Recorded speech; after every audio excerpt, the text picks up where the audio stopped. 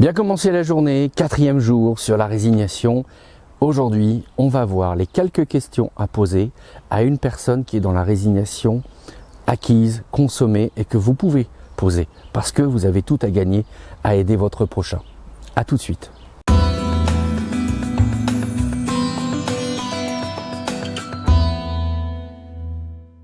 Voilà, j'ai fait une émission de radio il y a quelques temps sur le thème de la résignation et c'était pour moi quelque chose d'assez important. Et la personne me posait la question, et je prends mes notes pour bien vous dire, elle me disait « Didier, je connais des personnes qui sont en permanence dans la résignation, alors qu'est-ce que je peux dire ou faire pour qu'elles s'en sortent ?» Parce que c'est une question de fond.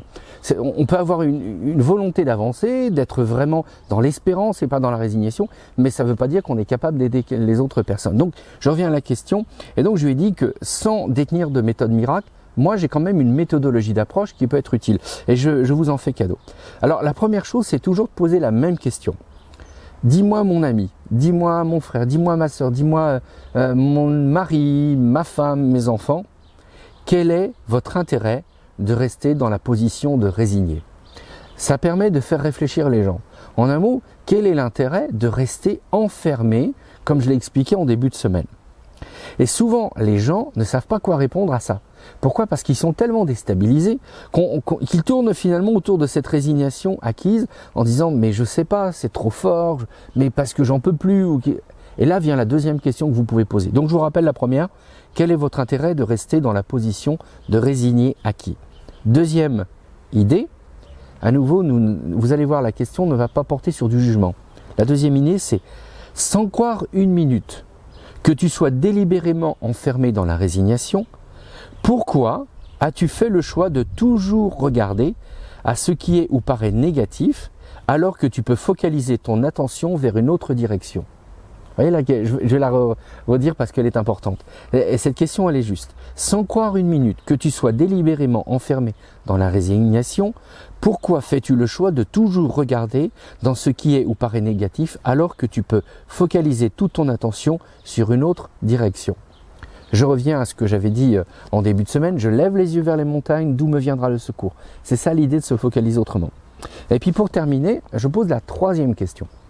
Et là, je vous la laisse.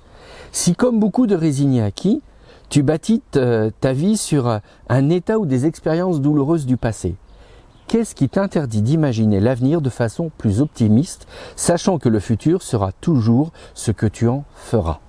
Vous voyez la différence, elle est là, je la repose. Si comme tous les résignés acquis, tu bâtis ta vie sur des expériences douloureuses du passé, qu'est-ce qui t'interdit d'imaginer l'avenir de façon plus optimiste, sachant que le futur sera ce que tu en feras? Tu en feras ce que tu veux.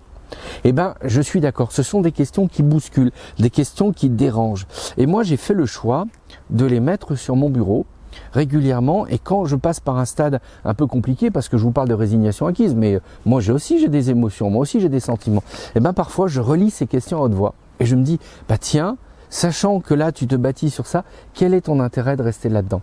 Et bien je vais vous surprendre, mais il y a quelque chose de vraiment prodigieux là-dedans.